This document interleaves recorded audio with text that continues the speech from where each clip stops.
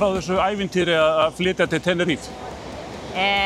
Já, þetta er svolítið mikið, sko. Það var hérna fyrstu mánuði allavega, það var mjög erfiðir. En núna ég sé alveg fyrir mig að þetta var bara alveg rétt ákvörðun hjá okkur.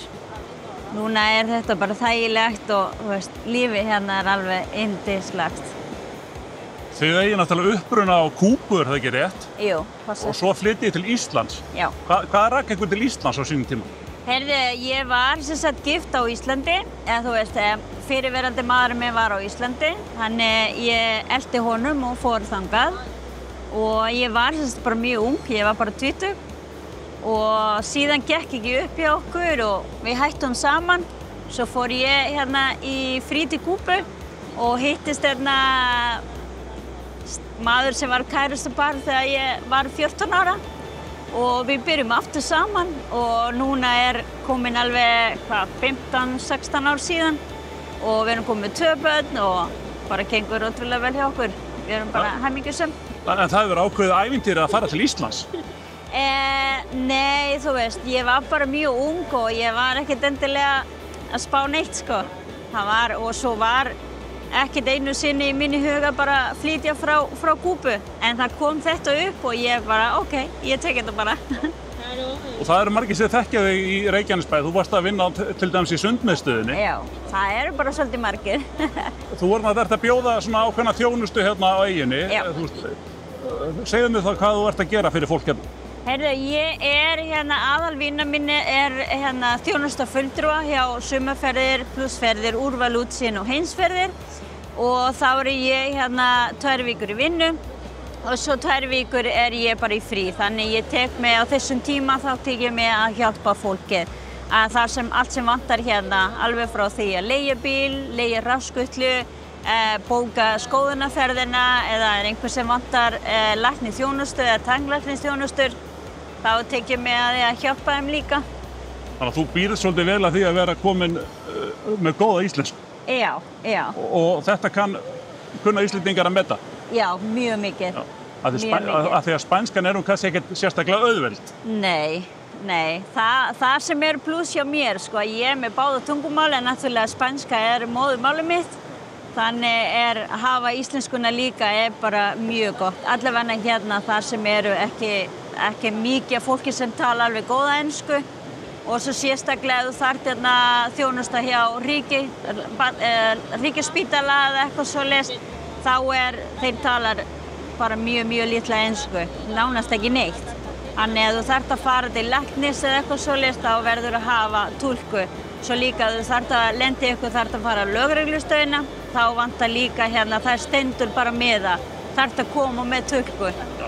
Og það er ekki auðvelt að finna fólki hérna sem talar íslensku og líka spænsku. Það nokkri hérna en mjög fáir. Já. Hefur þá verið að láta eitthvað vita af þér svona fyrir utan ferðaskrifstofuna? Jafnvel eru svona eins og segir Íslendingar sem eru bara að ferðast á eigin vegum, ekki með ferðaskrifstofum, þeir eru að leita til. Já, bara mjög margir og ég fæ alveg helmingar hérna á spurningum bara á samfélagsmiðlum. Það sem fólki sendar á mig, hvað geti ég pantað hérna til dæmi borð fyrir stórhópur og hvað geti ég kaupa þetta og kaupa hitt.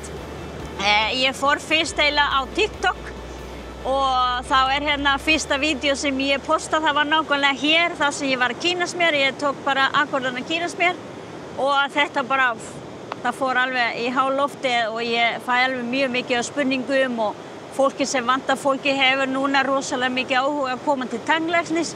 En stundum kemur bara óvænt, þeir eru hérna að koma til eyjuna og finnur eitthvað tannpínu eða eitthvað svoleiðis, svo bara strax ringja í mig og ég er bara mjög ánægð með þetta. En fólki fer að þekkjast mig bara í samfélagsmiðlum.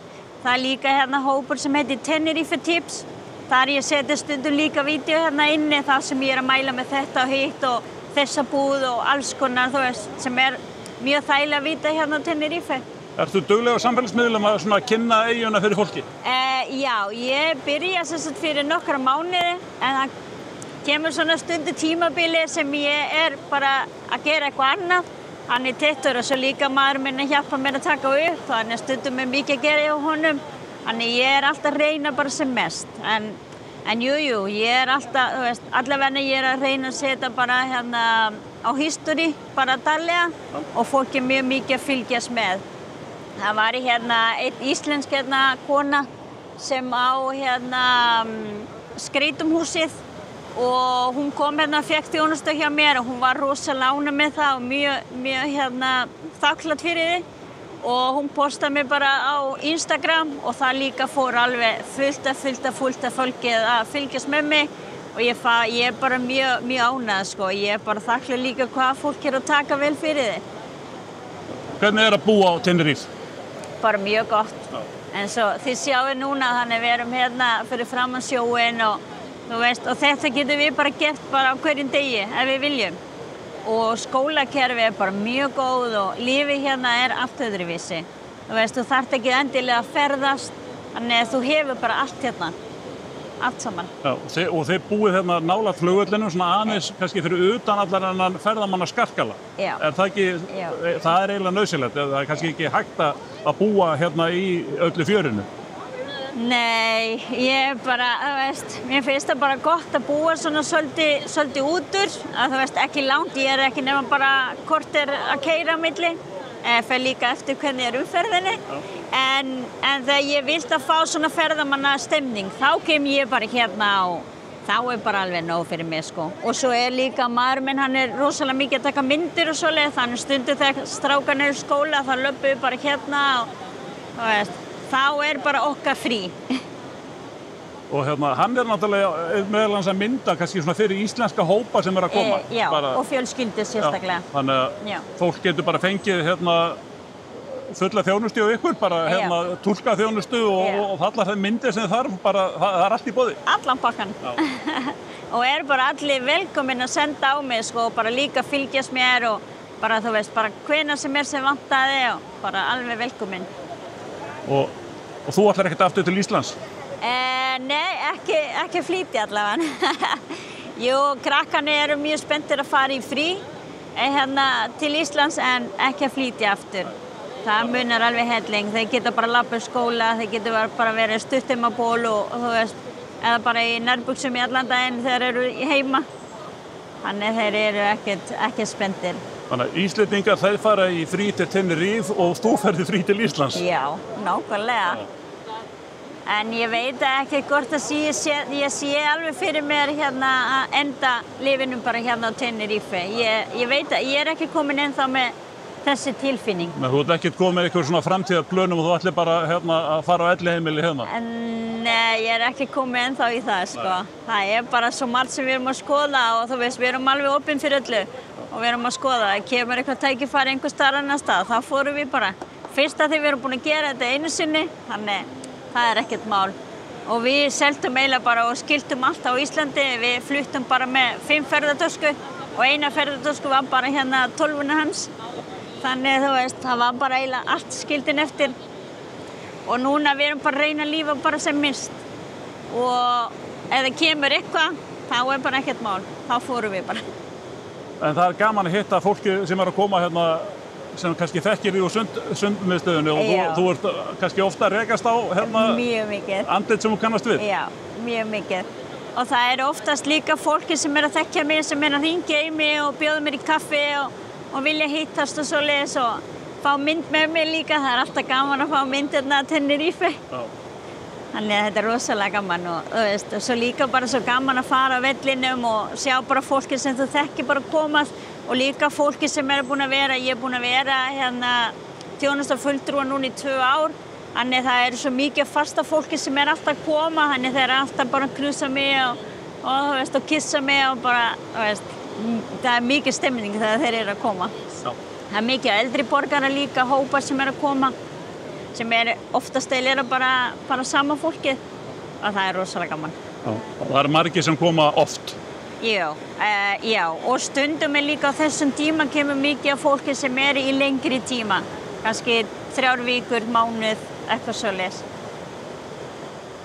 Unga fólki að koma hérna yfir sumartíman og svo eldra fólki svona... Já, núna. Já. Það skiptist. Hvernig veðrið? Það þú veist, mikill munur á hitanum hérna júlí, ágúst eða í september, október? Já, það munar svolítið sko. Það var eins og núna í síðustu viku, það var hitabylgja núna hjá okkur, en það er kannski ekki alveg hitan, en það er bara kalíma. Þegar kemur hérna mikið kalíma, þú finnur alveg rosalega mikið fyrir hitanum sko, því þú veist 33, 4, 5 gráður, það er ekkert mikið. En þegar eru svona mikið kalíma, þú finnur alveg rosalega mikið fyrir. Það verður mjög þreytt og bara eitthvað neitt svona, bara slöpp. Já. En það er stundum sem að það er að koma þetta brúna ryk úr eyðum, en það er ekkert alltaf þetta. Nei, eins og núna er bara mjög fallegt sko. Þú sér það bara núna, bara allt mjög hreint. En þegar kemur kalíma, það er allt svona grátt og þungt loft og þú finnur alveg í hálsinum og finnur alveg nefið og það er mjög óþægilegt. Mjög þægilegt, en yfirleitt er bara mjög þægileg veður hérna, mjög þægilegt. Þannig þú finnur aldrei svona bara, eins og meginland Spánar sem þú alveg að kafna, sko. Hérna kemur líka alltaf svona smá vindur og kælir okkur. Alltaf svona smá kæling á hafinu. Já, sem bara líka mjög gott. Já. Þannig að þú vilt meina það að þetta hérna sé til næst fallegra heldur en á Garðskaga? Nei. Herða, ég á bara hérna, þú veist... Það er engin jökull hérna. Nei, það er bara La Gomera, eyjuna sem átt að vera hérna einhvers staðar á mótið. En hún sést rosalega vel í dag, en ekki núna. En hérna, ég veit það ekki, ég get ekkert meta þetta mjög vel af því ég náttúrulega þekki Ísland og ég elska Ísland. Þú veist, ég fæ mjög oft þegar ég sé fólki hérna á history á Instagram, þá fæ ég bara svolítið stingið hjartan. Kemur svona smá heimþrá til Íslands? Já, og sérstaklega líka þegar ég fer fólki að æfa í sporthúsinum og svoleiðis, fullt af fólki sem ég þekki það.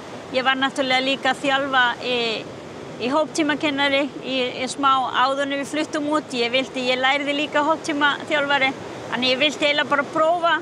Þannig ég skelli mig bara í síðustu mánuði sem ég var á Íslandi og prófa það og það var bara rosalega gaman. Þannig ég var nánast bara hverjum degi á sporthúsið og ég fæ stundum, og svo líka Ísland er bara mjög fallegt land, sko. Mjög fallegt. Það er allt öðru sem koma hérna heldur en þetta er ekkert saman að líka nema þetta er bæði eldfjallaeyjur. Já, það er svolítið lík, sko.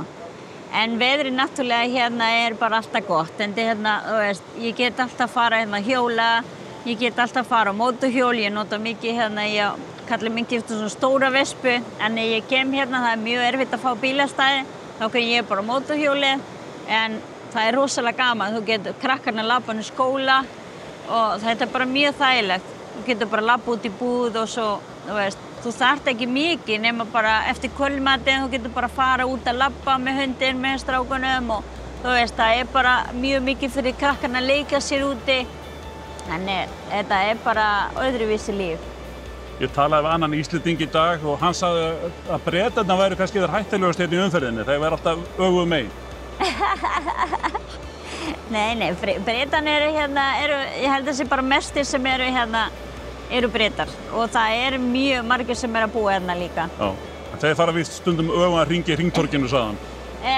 Gæti alveg verið, sko, en hérna þeir kunna ekkert að keyra hérna hringtorgið. Þeir alltaf að keyra hérna útan, bara alveg sama hvað ertu að fara. Þannig þetta bara hérna passið ykkur eða að leigja bíl hérna og keyra, það bara endilega fylgja hérna bara ytri hringur eiga allan rétt.